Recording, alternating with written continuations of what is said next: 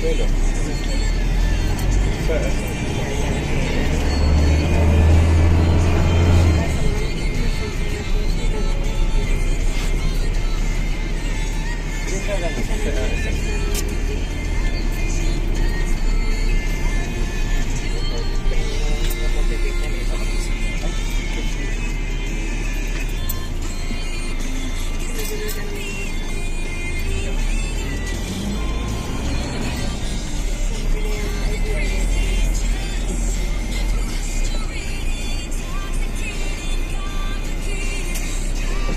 atrasan ka na sa likod natin. Bili ka na sa likod. Sige lang, meron din.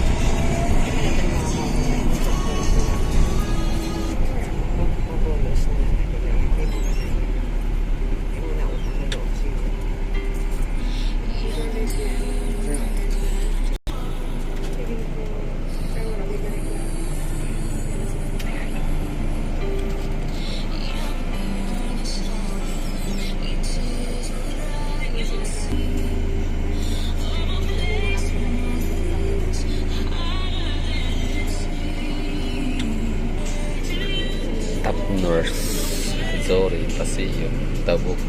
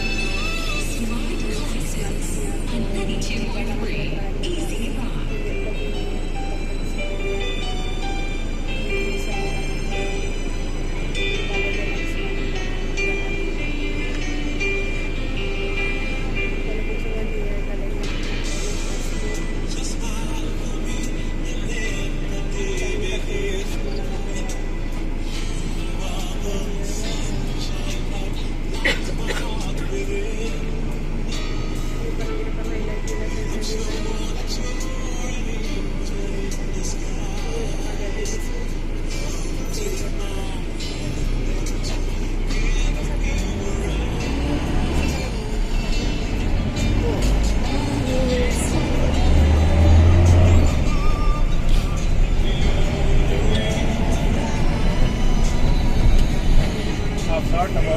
Ano na, isip na ta.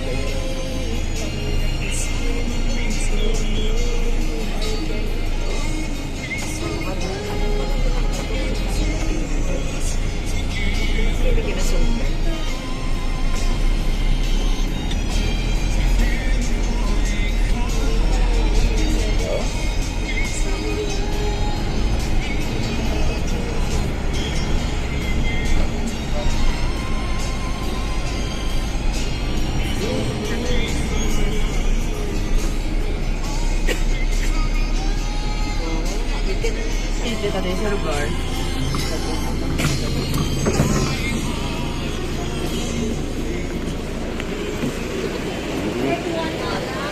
Lapit lang naman pala. Kala ko sobrang layo. Yun na yung ano, itsura ng SM na dito. Tapos meron silang ano yan, Carilon, Kerlon, SM Sirata. Sa ano yan, parang BPO. Yung tower.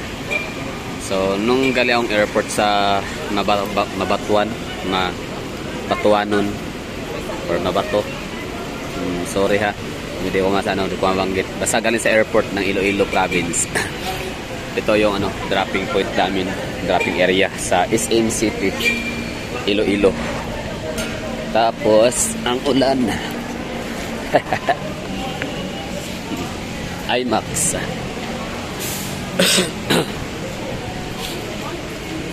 Tapos meron daw ano dito, festive walk, no? Di ko alam kung ano mga meron dito. So far, pinadista ko naman sa ano no, yung bantay sa aking tinuluyang bahay kung saan ako dapat pumunta na lugar dito sa Mandurriao kapag ako'y nasa SM. Akyat tayo dito sa kanilang tulay na makulay. So itong hitsura nitong lugar ay parang ano no, SM North EDSA tsaka Trinoma Mall.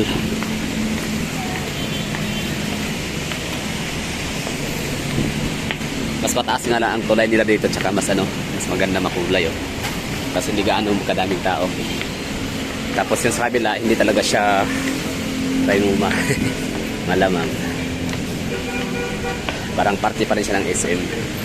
Yun na nga, BPO.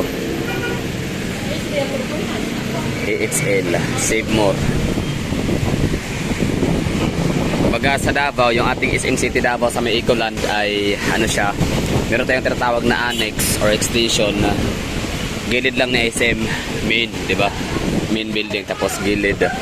Yun yung BPO, mga teleperformance. So dito naman sa kanila tawid sa kabila. So ladies and gentlemen, napakaganda ni Iloilo City. Maayong gabi sa inyo mga pangga.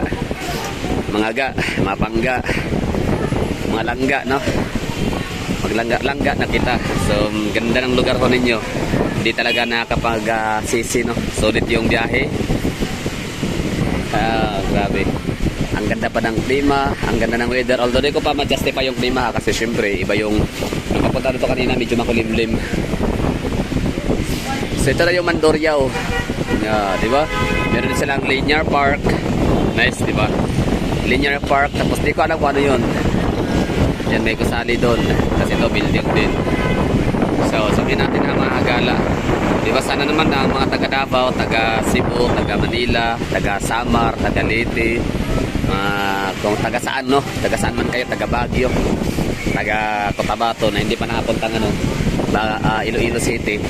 So ito na yon, no, ladies and gentlemen. Ito yung parang tatawagin natin ano, pinaka business district area nila.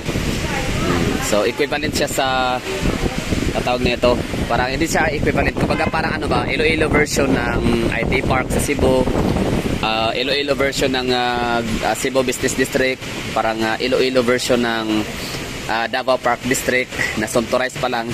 Inunahan na, no? Tapos para siyang version ng ano ba bang mga mababang itong mga lugar. BGC ganun no. Yan nga lang ang lugar ng Iloilo is wala silang masyadong wala silang skyscraper so far, no. Mga high-rise building lang meron sila. Tapos nung nakasabay ko sa eroplano from Manila, sabi nga niya meron din daong height restriction sa mga gusali ang Iloilo City gawa nung mababa nga daw siya sa sea level, parang ganun. Below sea level, kaya ganun na lang ang kanilang mga gusali. Pero ganun pa man mga gala, di naman talaga yon ang isa sa mga, kumbaga hindi naman yon, hindi lang naman doon pwedeng mabasihan ang ganda ng isang lugar at pagiging progresibo nito, no, sa napakadaming mga high-rise or mga skyscrapers, no. So kung maraming skyscrapers, maraming mga high-rise building din, congratulations.